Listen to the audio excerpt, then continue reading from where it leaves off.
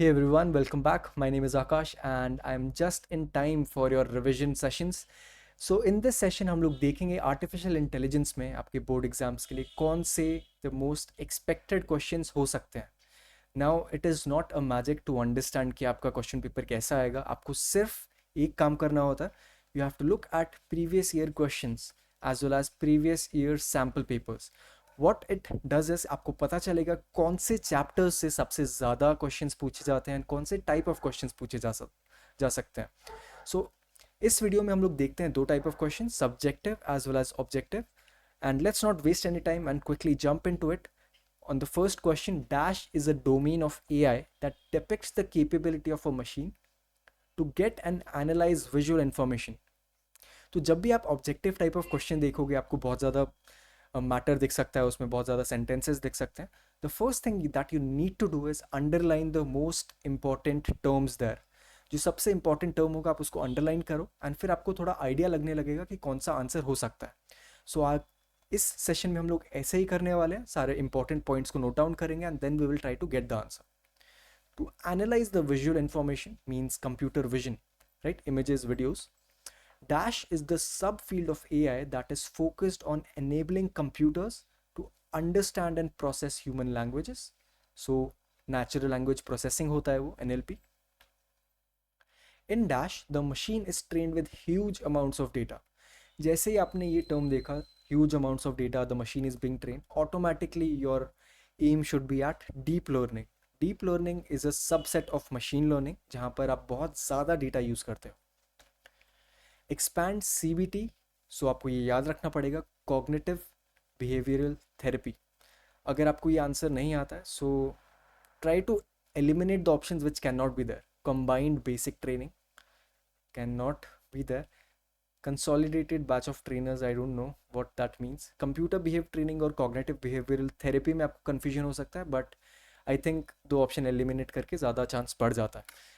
Give two examples of supervised learning models. So दो supervised learning models क्या हैं जहाँ पर आपका डेटा जो है वो लेबल्ड होता है. सो लेबल डेटा में आप दो टाइप ऑफ प्रेडिक्शंस कर सकते हो. या तो आप न्यूमेरिक प्रेडिक्शंस कर सकते हो, कल कितनी बारिश होने वाली है, या फिर आप क्लासिफाई कर सकते हो, is it a photo of a cat और अ डॉग. इस चीज़ को हम लोग रिग्रेशन भी बोलते हैं. तो regression and classification are the two options. Define machine learning. So looking at the first option, study of computer algorithms that improve automatically through experience. So machine learning की एक definition होती है, your machine will improve with experience with more data. So that is the basic definition. So A is the right option. Dash refers to the AI modeling where the machine learns by itself. हम लोगों ने just पिछले question में देखा machine learning. In Dash, the machine is trained with huge amounts of data. Again, जैसे ही आपने ये question देखा आपको पता लग जाना चाहिए कि this is deep learning. So you might notice in this video कि थोड़े क्वेश्चंस रिपीट हो रहे हैं, right. So that is because every year some of the questions are asked again and again, जिससे आपको पता चलेगा कि कौन सा क्वेश्चन इंपॉर्टेंट है. सो दिस मीन्स ये वाला जो क्वेश्चन है ये थोड़ा इंपॉर्टेंट है आपके एग्जाम्स के लिए क्योंकि ये रिपीट होता जा रहा है. Define the term machine learning. Also give two applications of machine learning in our daily lives. हम लोगों ने just देखा machine learning is a subset of artificial intelligence. Artificial intelligence एक बहुत बड़ी field है, उसका एक छोटा सा part है machine learning, which enables machines to improve themselves at tasks with data. ठीक है, इसके एग्जाम्पल्स है स्नैपचैट फिल्टर हो गया, Netflix recommendation system, Amazon recommendations. Differentiate between classification and regression.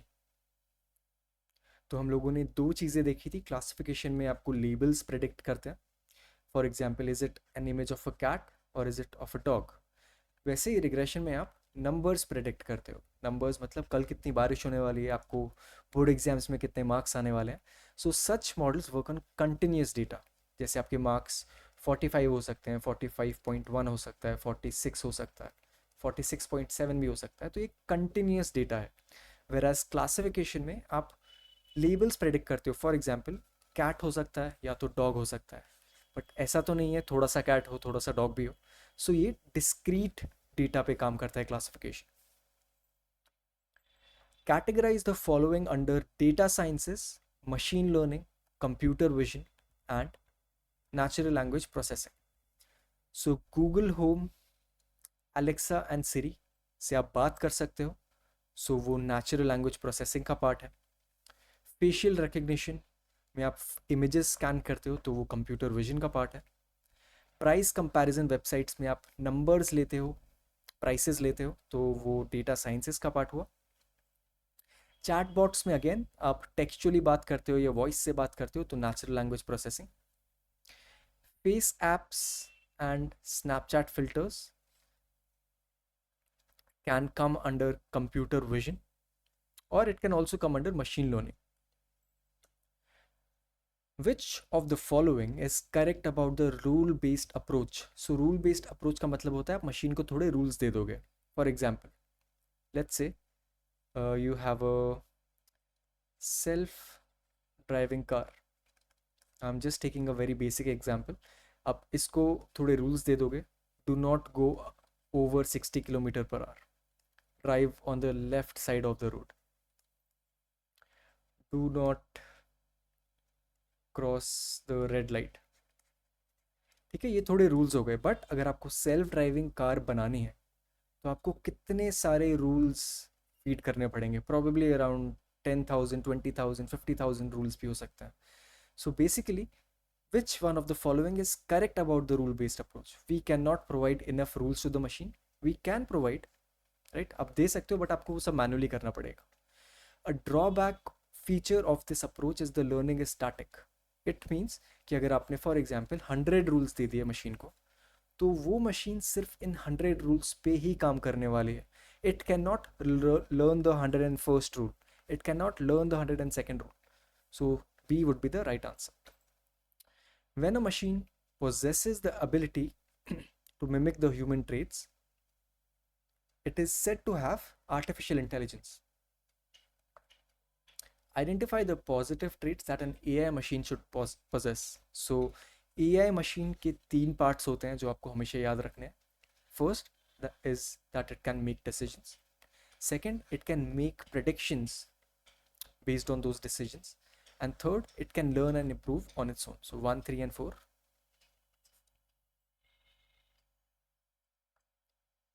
Neural networks are the backbone of deep learning models. Yes. Neural networks use vast amount of data. That is also correct. So A is correct and R is the correct explanation.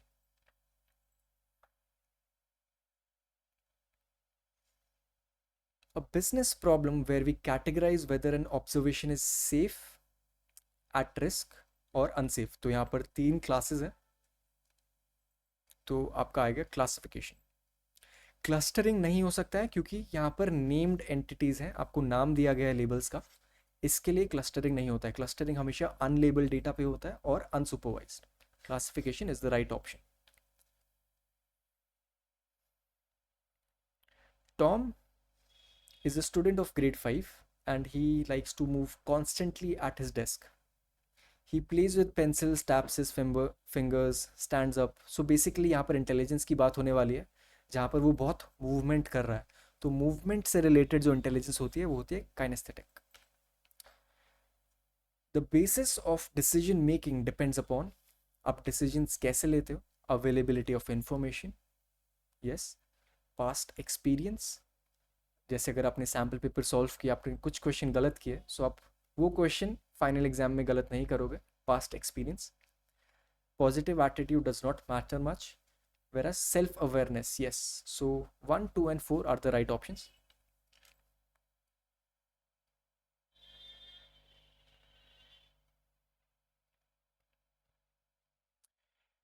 Infrared sensors detect infrared energy that is emitted by one's body heat. When the hands are in place of the proximity of the sensor, the infrared energy quickly fluctuates. So हमारे पास एक infrared sensor है. अगर आप इसके पास अपना हाथ लेके जाओगे, राइट, तो यहाँ पर जो सेंसर है वो डिटेक्ट करेगा कि यहाँ का जो थोड़ा टेम्परेचर है वो चेंज हुआ है. This fluctuation triggers the pump to activate and dispense the designated amount of sanitiser, so sanitiser release होगा यहाँ से. So this is an example of automated machine, AI machine, semi automatic machine और deep learning machine. So this is an example of automatic machine. ये AI नहीं है because it is not learning on its own. Semi automatic नहीं है क्योंकि आपको manually कुछ नहीं करना है. डीप लर्निंग भी नहीं है क्योंकि ये लर्न नहीं कर रहा है खुद से. सो ऑटोमेटेड मशीन है ये. Match column A with column B. Facial recognition machine is an AI. Automatic door is not an AI because it does not learn on its own. Gesture recognition is AI because आप various gestures देते हो तो वो gestures सीखता है machine. Automatic toy car is not AI. So first two, so these options can be right, and fourth is one, so this option is right. So B is the correct one.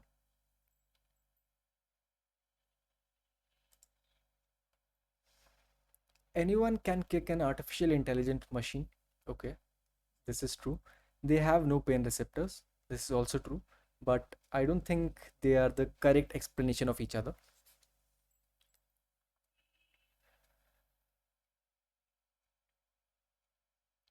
If data is represented as answer, so यहाँ पर थोड़ा jumbling होगी. Data is represented as answer. Processing is represented as data, and answer is represented as processing. So which of the following can be related to the description of layers in a neural network? So neural network में 3 layers होती हैं. First is the input layer, फिर उसके बाद आता है आपका hidden layer, and फिर उसके बाद आता है आपका output layer. So what are the functions of each of these? Input layer में आपका data जाता है, hidden layer में आपकी processing होती है, sorry for the bad handwriting, and output में आपका आंसर आता है. राइट, सो अगर आपने ये तीनों चीज़ें लिख दी हैं, आपको सिर्फ लिखना है final answer first, second would be the data. So last option seems to be the most appropriate, D option. Which of the following is true about neural networks? Neural networks tend to perform better with large amounts of data. This is right. And obviously अगर एक right है तो बाकी wrong होंगे. Choose the correct option. Unsupervised learning में label data set use होता है? नहीं. Supervised learning में label data set use होता है? Correct. And regression is an example of supervised learning. Yes, so B is the correct option.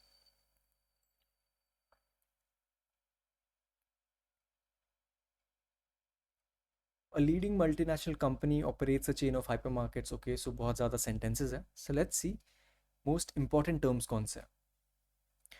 One of the tasks is to identify bananas that have started to turn brown, eliminating the need of the employees to manually inspect fruit. So इसके लिए आपको bananas को analyze करना पड़ेगा उनकी images को. So computer vision seems to be the most appropriate one. Data about the houses such as square footage, number of rooms, features. ठीक है, so data about the house की बात हो रही है. By leveraging this data, we can now train the model to predict a new house's price. So हमारे पास पिछला data दिया गया है, बेसिकली लेबल्ड डेटा है, हमें आइडिया है कि वो डेटा किस चीज़ के बारे में, तो फिर यहाँ पर यूज़ होगा supervised. Labelled means supervised, unlabelled means unsupervised learning.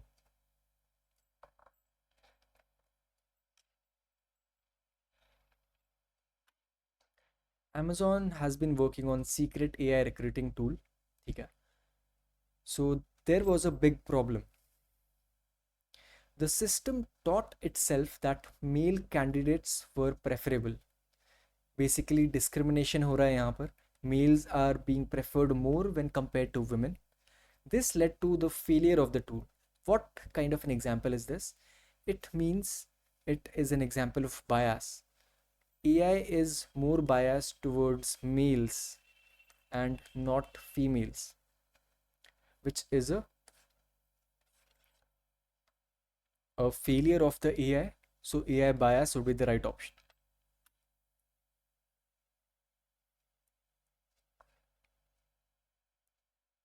Why should we avoid using training data for evaluation? So जब भी हम लोग मॉडल को ट्रेन करते हैं, इसका जो डेटा होता है ये बहुत डिफरेंट होता है टेस्ट डेटा से. दैट इज़ बिकॉज अगर आपने इसमें 100 इमेजेस फीड किए हैं और आप इसी इमेजेस में से उसको टेस्ट कर लोगे तो वो ऑब्वियसली करेक्ट आंसर देगा. फॉर एग्जांपल, अगर आप ये वीडियो देख रहे हो एंड इसमें से ही आपको कोई क्वेश्चन एग्जाम में आ गया, so it means the test was useless. Not useless but आपका फ़ायदा होगा.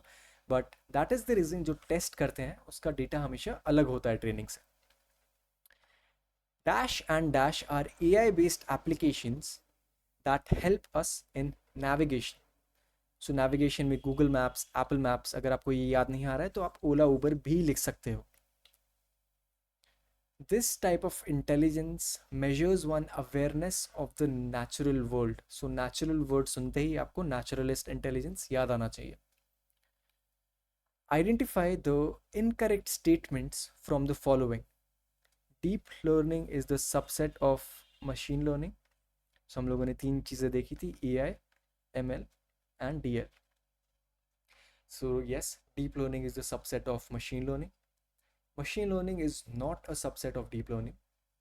Artificial intelligence is not a subset of deep learning. Deep learning is an advanced form of AI and ML. This is right. So only 1 and 4. Okay, so we have to identify the incorrect ones. So 2 and 3.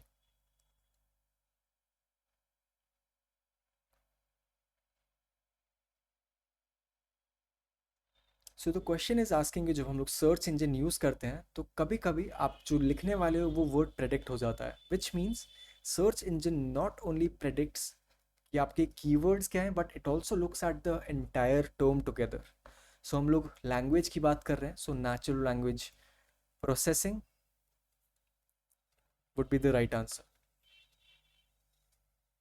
When a user installs an app in the smartphone, it asks for access to gallery, contacts, etc. So जब भी आप कोई app download करते हो like Facebook, Instagram या फिर YouTube, आपको थोड़े क्वेश्चंस या फिर थोड़े टर्म्स अग्री करने पड़ते हैं without realising the implications.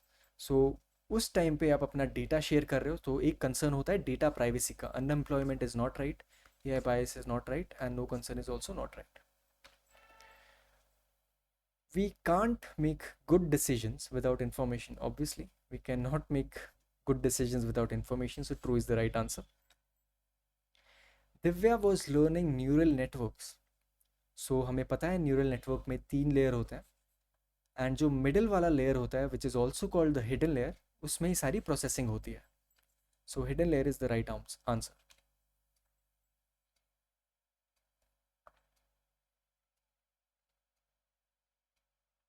So Smita is working on a project जिसमें बहुत सारा डेटा है. सो आपने ऑलरेडी देख लिया जहाँ पर बहुत ज़्यादा डेटा यूज़ होता है which means deep learning use हो रहा है. डीप लर्निंग में क्या चीज़ यूज़ होती है? Neural networks. Identify the algorithm based on the given graph. So जब आप ये ग्राफ देख रहे हो आपको दिख रहे हैं 3 सबसेट्स हैं, 3 क्लस्टर्स हैं, बट इनमें लेबलिंग नहीं है. यहाँ पर ऐसा नहीं लिखा है कि ये ए है, ये बी है, ये सी है, ऐसा नहीं लिखा गया. So which means it is unsupervised learning. Model को ऑटोमेटिकली पैटर्न्स डिटेक्ट करने हैं and this type of algorithm is called clustering algorithm.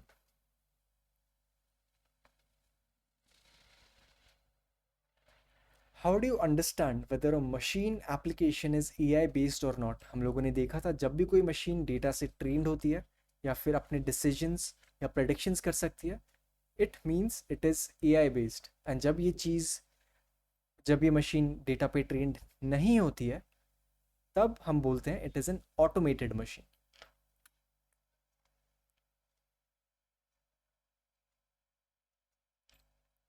If you do an image search for vacations on popular search engine, the first few searches mostly return the picture of beaches.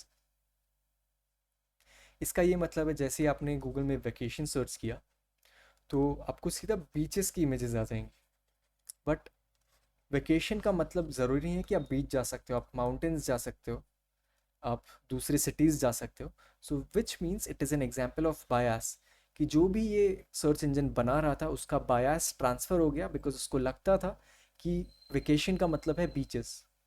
So bias can transfer from developer to the machine. So इस question में आपको various type of artificial intelligence, sorry, various type of intelligence mention करनी है। सो mathematical logical reasoning होता है, linguistic होता है related to languages, spatial visual होता है जो आप चीज़ें विजुअल वर्ल्ड में देखते हो, काइनेस्थेटिक होता है मूवमेंट से related, musical is self explanatory.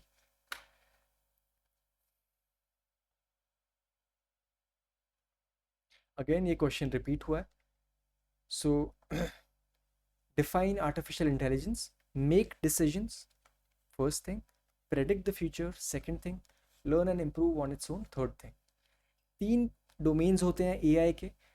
Data science जो नंबर से डील करता है, कंप्यूटर विजन जो इमेजेस से डील करता है, एंड थर्ड इज एनएलपी जो लैंग्वेज से डील करता है।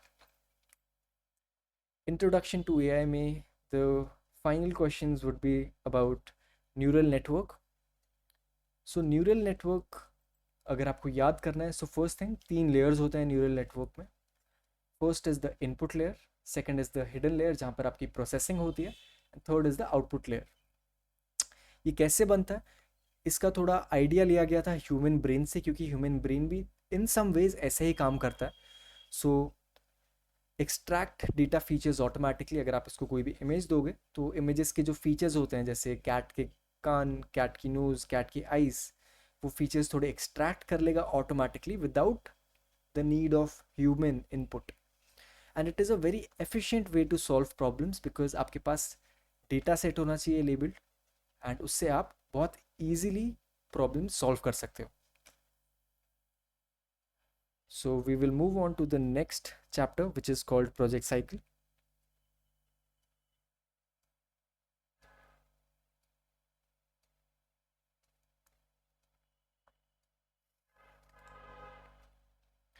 So the 4W problem canvas is the right answer. Name two methods of collecting data. Okay. इसमें से कौन से डेफिनेटली नहीं हो सकते, rumours and myths, AI models and applications, imaginations and thoughts. Surveys and interviews is the right option here. What is the role of modeling in an NLP based AI model? Modelling का मतलब होता है कि आप AI model create कर रहे हो, ठीक है। So modelling in NLP helps in processing of AI model, नहीं required to make AI model, नहीं इसका मतलब ही मॉडलिंग होता है। It requires data pre processing only after which the data is fed into the machine. C option is the right one. Which of the following is not part of the AI project cycle? So data exploration, modeling, testing और problem scoping. So AI project cycle में हम लोग कौन सी चीज़ नहीं करते हैं? Testing नहीं होता है, टेस्टिंग के बदले इवैल्यूएशन होता है। Dash is the last stage of AI project life cycle, which is evaluation. Create a 4W project canvas for the following. जब भी आपको 4W project canvas बनाना हो तो आपको ये टेम्पलेट याद रखना पड़ेगा। सो यहाँ पर जो बीच का कॉलम है ये एम्प्टी होगा, ये आपको खुद फिल करना है। In order to understand this, कौन लोग हैं जिनको प्रॉब्लम हो रही है, so basically the people who are using the new technology, and उनकी प्रॉब्लम क्या है वो आप सेकंड कॉलम में लिखोगे। किस सिचुएशन में क्या टाइप की प्रॉब्लम आ रही है उनको, एंड जो सोल्यूशन आप प्रोवाइड करोगे सो उससे उनको क्या फ़ायदा होगा। सो ये आपको याद रखना पड़ेगा 4W project canvas. Explain 5 stages of AI project cycle in correct order. So सबसे पहले आपका आता है प्रॉब्लम स्कोपिंग। सो एक ही ऑप्शन है जो उससे स्टार्ट हो रहा है, D option is right.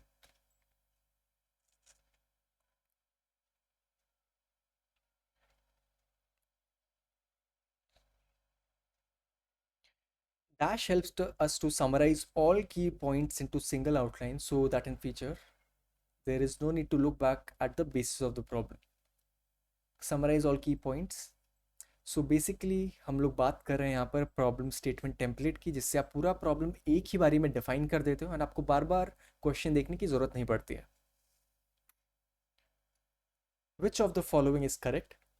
Testing data is the one on which we train and fit our model, basically to fit the parameters. नहीं, training data होता है वो.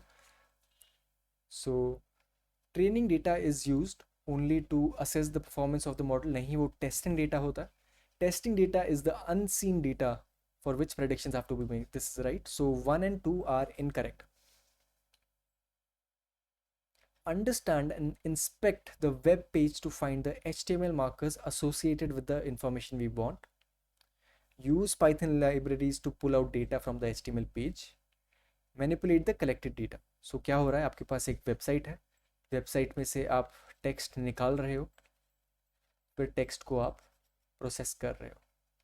सो ये एक मेथड होता है डेटा कलेक्ट करने का, which is called web scrapping. Again, problem statement template आपको याद रखना पड़ेगा प्रोजेक्ट साइकिल के लिए. Please remember this. कौन लोग हैं जिनको प्रॉब्लम हो रही है, प्रॉब्लम क्या है, एंड किस चीज़ में प्रॉब्लम आ रही है, एंड आपका जो सोल्यूशन है उनको कैसे हेल्प कर सकता है. Alright, pretty big question. Please pause the video, have a look at it and try to solve it on your own. Dash helps us to summarize all key points into one single template. जब भी आप देखोगे कि आपको सारे की point summarise करने हैं एक जगह पे फॉर द फ्यूचर रेफरेंस, जिससे आप देख सको कि प्रॉब्लम किस चीज़ में आ रही थी, वो हमेशा होगा problem statement template. For better efficiency of an AI project training, data should be relevant होना चाहिए, अच्छा डेटा होना चाहिए, स्कैटर्ड नहीं. स्ट्रक्चर्ड हो सकता है बट ज़रूरी नहीं है. ऑथेंटिक होना चाहिए. तो first and four are the right options.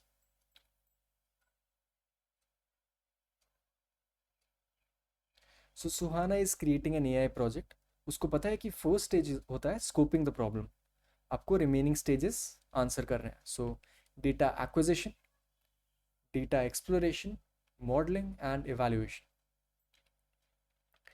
Dash is a simple file format that stores data separated by commas.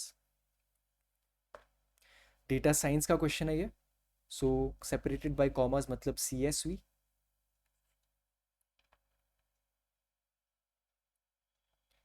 Which of the following is an example of data science? So data science में आप numbers use करते हो, आप check करते हो historical data. So text summarisation तो NLP का है, फेस लॉक कंप्यूटर विजन का है, ईमेल फिल्टर्स आपका आ जाता है NLP में. सो target advertisements is data science.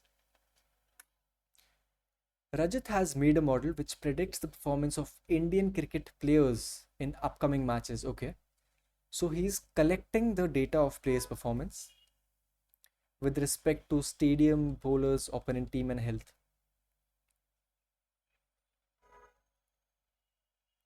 His model works with good accuracy and precision value.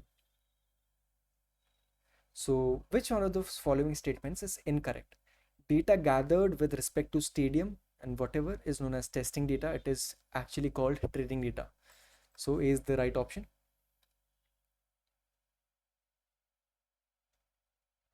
Ajay wants to access data from various sources. Suggest him any 2 points when he's collecting the data. So, कभी भी आप public data use करोगे, आप किसी की भी privacy breach नहीं करोगे, आपको किसी भी ओनर से परमिशन लेनी पड़ेगी उनका डेटा यूज़ करने के पहले, एंड हमेशा रिलायबल सोर्सेज ही यूज़ करोगे, क्योंकि अगर आपका डेटा गलत हुआ तो एआई मॉडल अच्छे से परफॉर्म नहीं करेगा. So moving on to computer vision, give an example of application which uses augmented reality. Apple Vision Pro, self driving cars.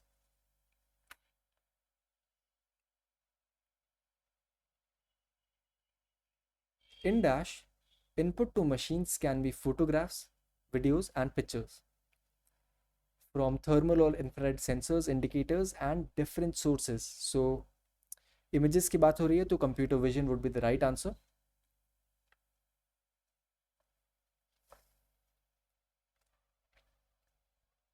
Dash is the process of finding instances of real world objects in images or videos. So object detection is the right answer. How many channels does a color image have? अगर आप color image की बात करोगे तो उसमें 3 channel होते हैं. 3 channel मतलब 3 type of colors: red, green and blue. So 3 is the answer. Dash means a picture element which is the smallest unit of information that makes up a picture. So हमें पता है ये pixel होता है. Explain the term resolution with an example. So resolution का मतलब होता है आपकी जो स्क्रीन है इसमें कितने सारे पिक्सल्स हैं.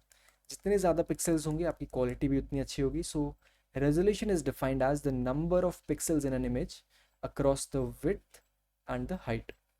फॉर एग्जाम्पल आपका मॉनिटर का रेजोल्यूशन हो सकता है 1280 this way and 1024 in this way. Natural language processing पे आते हैं. The term sentence segmentation is. Sentence segmentation का मतलब है आपके पास सेंटेंस है, आप सेंटेंसेस को डिवाइड कर रहे हो मल्टीपल पार्ट्स में. सॉरी, आपके पास बहुत बड़ा कॉर्पस है, जैसे for example this is sentence then full stop sentence full stop sentence full stop sentence full stop. So आप किसी भी कॉर्पस को जब डिवाइड करते हो सिर्फ सेंटेंसेस में, उसको हम लोग बोलते हैं sentence segmentation. So A is the correct answer.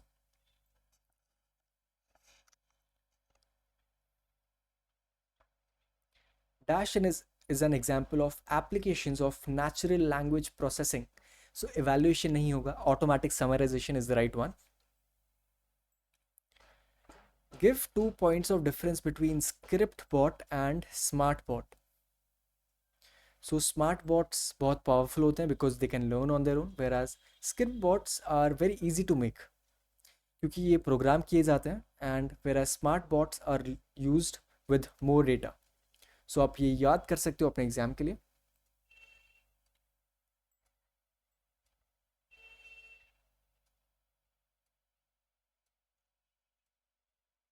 Explain the term text normalisation in data processing.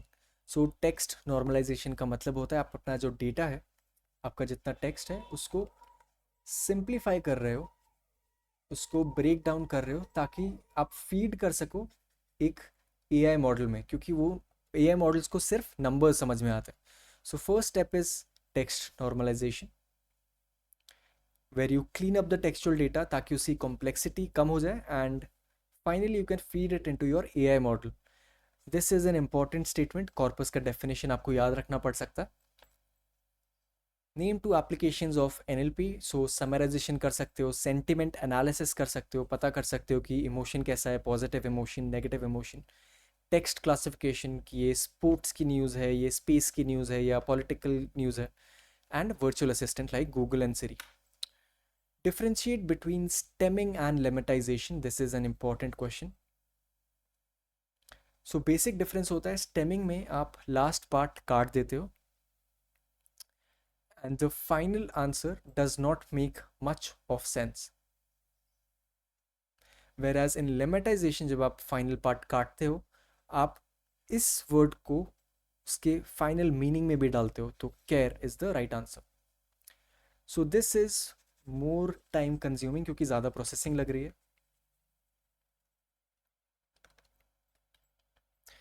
What will be the output of word studies if we do following? हम लोगों ने जस्ट देखा कि अगर आप लेमेटाइजेशन करोगे तो फाइनल आंसर मीनिंगफुल होगा. सो स्टडीज़ का मेन वर्ड क्या है? स्टडी. वेराइज अब जब आप स्टेमिंग करोगे तो आप IES रिमूव करोगे तो ES रिमूव करोगे तो बनेगा study with an I. How many tokens are there in a sentence given below. So जब आप टोकन्स काउंट करोगे आप फुल स्टॉप्स भी काउंट करने वाले हो एंड कॉमास भी काउंट करने वाले हो. सो जब आप टोटल सब काउंट कर लोगे so it will come out to be 46 tokens.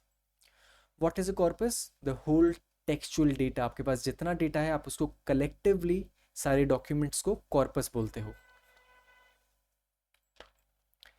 Identify two stop words in the given sentence. Stop words मतलब वो वर्ड्स जो बहुत बार रिपीट होते हैं बट उनका ज़्यादा मीनिंग नहीं है. For example is, the, of, that.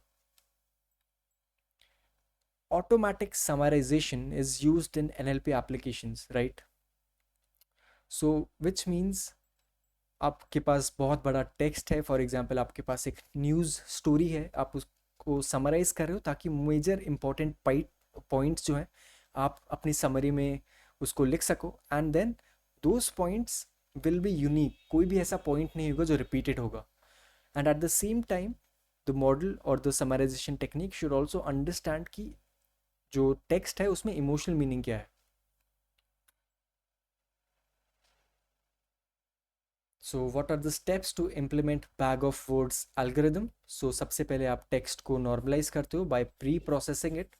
आप सेंटेंस सेगमेंटेशन करते हो, टोकनाइजेशन करते हो, रिपीटेड वर्ड्स निकालते हो. Then you create a dictionary, सारे यूनिक वर्ड्स की लिस्ट बनाते हो एंड उसकी फ्रीक्वेंसी जो है वो मैप डाउन करते हो. जैसे वर्ड ए है ये 2 बार आया, वर्ड बी है ये 1 बार आया, and so on. Then you create document vectors. So आप हर एक वर्ड को मैप करते हो कि डॉक्यूमेंट 1 में कौन कौन से वर्ड आए हैं, डॉक्यूमेंट 2 में कौन कौन से वर्ड आए हैं, डॉक्यूमेंट 3 में कौन कौन से वर्ड आए हैं. And this is how you implement the bag of words algorithm. Dash helps in assigning a predefined category to a document. So predefined category मतलब text classification.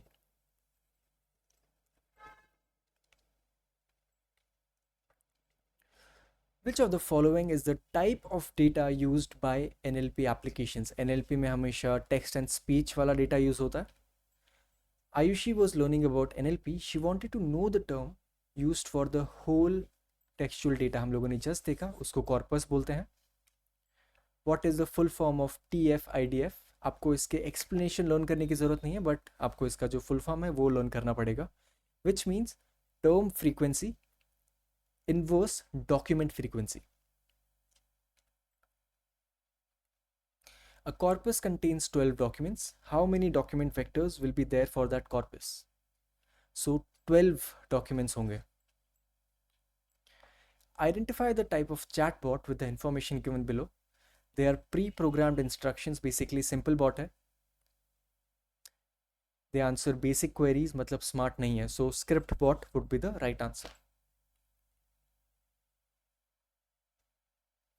So आपके पास word है happily. So जब आप stemming करोगे तो एक meaningful word आएगा which is happy.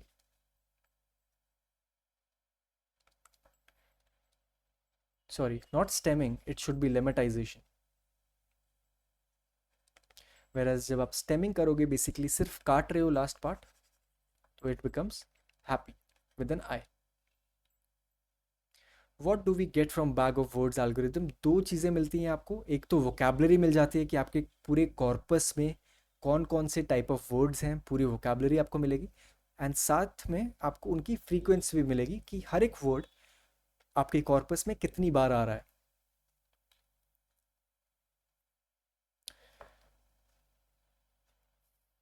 सो आपको यहाँ पर टेक्स्ट नॉर्मलाइजेशन परफॉर्म करना है. कैसे परफॉर्म करते हैं text normalisation, let's see. So you have 2 documents, document 1 and document 2. First of all आप टोकनाइजेशन करोगे. बेसिकली आप सारे वर्ड्स को डिवाइड कर दोगे. ठीक है, आपने एक बार वो कर दिया. फिर आप स्टॉप वर्ड्स रिमूव करोगे जो वर्ड्स बहुत बार रिपीट होते हैं. फॉर एग्जाम्पल आपने एंड निकाल दिया, आर निकाल दिया, टू निकाल दिया, and so on. And then जो भी कैपिटल वर्ड्स हैं, कैपिटल लेटर्स हैं, आपको उनको स्मॉल केस करना पड़ेगा to simplify it. And then finally you just stem कर दोगे या फिर लेमेटाइज कर दोगे ताकि उनका बेस वर्ड जो है वो आपको मिल जाए. So last chapter evaluation. इस चैप्टर में से जनरली आपको न्यूमेरिक बेस्ड क्वेश्चंस पूछे जाते हैं. So dash is defined as the percentage of correct predictions out of all the observations, correct out of all the observations. So complicated nahi hai, it is called accuracy. What will be the outcome if the prediction is yes? Okay, so prediction hai aapki yes and it matches with the reality. So basically it is true. आपकी जो prediction है वो true है and the original prediction was yes, so basically positive. What will be the outcome if prediction is yes and it does not mean the reality? तो first case में true positive does not match the reality, so false होगा, but the prediction was still yes, so positive. आपको दो चीज़ें याद रखनी है. First word tells you कि वो prediction reality से match हो रहा है या नहीं, and the second tells you कि prediction थी क्या. So A option. Recall evaluation method is defined as the fraction of positive cases that are correctly identified, defined as the percentage of true positive cases versus all the cases where the prediction is true, percentage of correct predictions out of all the observations, so this is not correct, comparison between prediction and its reality is also not correct. So जब हम लोग देखते हैं, it is the fraction of positive cases that are correctly identified. So recall में हम लोग ये check करते हैं. Differentiate between prediction and reality, obviously. So reality is what the input is given to the machine, and prediction is the output, and reality is the input.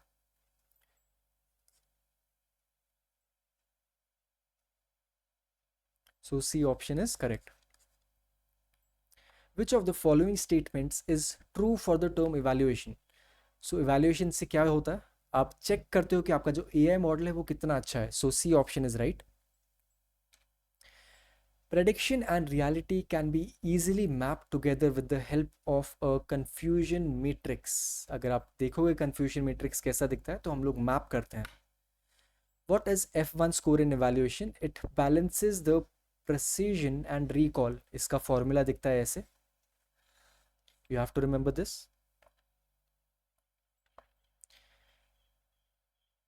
So there is a question which asks you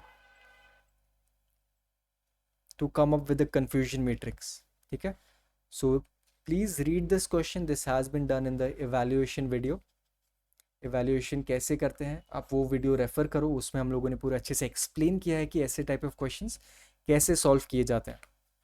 What should be the value of F1 score if the model needs to have 100% accuracy? So F1 score की value होती है 0 to 1. So 1 is the right answer. Give an example of a situation wherein false positive would have a high cost associated. False positive का मतलब क्या आ रहा है यहाँ पर, आपने कुछ प्रिडिक्शन है जो पॉजिटिव की बट वो एक्चुअली गलत है. फॉर एग्जाम्पल अगर आपको कोई इंपॉर्टेंट मेल आया है, आपने उसको पॉजिटिव मार्क कर दिया as a spam but it is wrong, तो which means you might lose important information. It has a very high cost. So this example would be the correct one. What is a confusion matrix? Confusion matrix tells us how confused the model is. So it actually compares the result of prediction versus reality. And इस confusion matrix से हम लोग various metrics calculate कर सकते हैं. For example, recall, precision, F1 score. So I think this question is from NLP, evaluation में आ गया, but no worries. So this graph is talking about कि जितने ज़्यादा word repeat होते हैं, जिस word की occurrence बहुत ज़्यादा होती है, उनकी वैल्यू उतनी ही कम होती है. It does not give any special meaning. For example I, am, the, and, इनका कोई स्पेशल मीनिंग नहीं है बट ये बहुत बार रिपीट होते हैं. That's why we also call them as stop words. जैसे जैसे कोई वर्ड रेयर होते जाते हैं, फॉर एग्जाम्पल एनसाइक्लोपीडिया या फिर प्रॉक्सिमा सेंचुरी, ये सब रेयर वर्ड्स हैं जो बहुत कम आते हैं, विच मीन्स उनकी वैल्यू जो है वो बहुत ज़्यादा है. So this is what this graph is trying to explain to you. Take a look at this confusion matrix. How do you calculate F1 score? F1 score का फॉर्मूला होता है 2 into precision into recall upon precision plus recall. Again इसके लिए आपको precision calculate करना पड़ेगा, recall calculate करना पड़ेगा. Please refer to the evaluation video for that. Evaluation वाली जो वीडियो है that is necessary for you to understand कि इवैल्यूएशन वाले क्वेश्चंस कैसे सॉल्व किए जाते हैं. The output given by AI machine is known as prediction. Dash is used to record the result of comparison between prediction and reality. So confusion matrix होता है. Ronak was learning the conditions that make up the confusion matrix. He came up with a scenario in which the machine was supposed to predict an animal was predicting not an animal. So basically false prediction है, but expected क्या था कि animal है, so positive, false positive. Which two evaluation methods are used to calculate F1 score? So precision and recall formula में ही आता है, हम लोगों ने just देखा था. Priya was confused with the terms used in the evaluation stage. Suggest her the term used for the percentage of correct predictions out of all the observations. Accuracy, correct predictions out of all the observations. So accuracy is the right one. People of a village are totally dependent on the farmers for their daily food items. Okay. And उनको अपने plants, अपने जो crops हैं वो सो करने हैं, but generally क्या होता है, बारिश की वजह से, स्टॉर्म की वजह से उनके जो फसल है वो ख़राब हो रही है. सो एक एआई मॉडल क्रिएट किया गया है, बट हमें चेक करना है कि वो एआई मॉडल अच्छा है या नहीं. सो कौन सा टाइप ऑफ एवेल्युएशन पैरामीटर हम लोग यूज़ कर सकते हैं. So in these type of questions आपको सबसे पहले ये देखना है कि कॉस्ट कब सबसे ज़्यादा कहाँ यूज़ हो रही है. कॉस्ट का मतलब है इम्पोर्टेंस किस चीज़ की है, कि क्रॉप प्लांट करें या क्रॉप प्लांट ना करें. दोनों केसेस में क्या होगा, अगर उन्होंने प्लांट किया और बारिश आ गई, स्टॉर्म आ गई, उनका सारी फसल जो है ख़राब हो जाएगी. वेराज अगर उन्होंने प्लांट नहीं किया बिकॉज डर की वजह से, तो उनका जो है बहुत नुकसान हो जाएगा. सो आपको वो दो चीज़ों पे फोकस करना पड़ता है. यहाँ पर इस केस में दोनों ही केसेस बहुत इंपॉर्टेंट है, इसलिए हम लोग F1 स्कोर यूज़ करते हैं, because it takes into consideration both of these things. Again, in order to calculate all the metrics, what you need to do is use the formula. अगर आपको formula याद करने में difficulty होती है, there is a shortcut. So precision का formula होता है.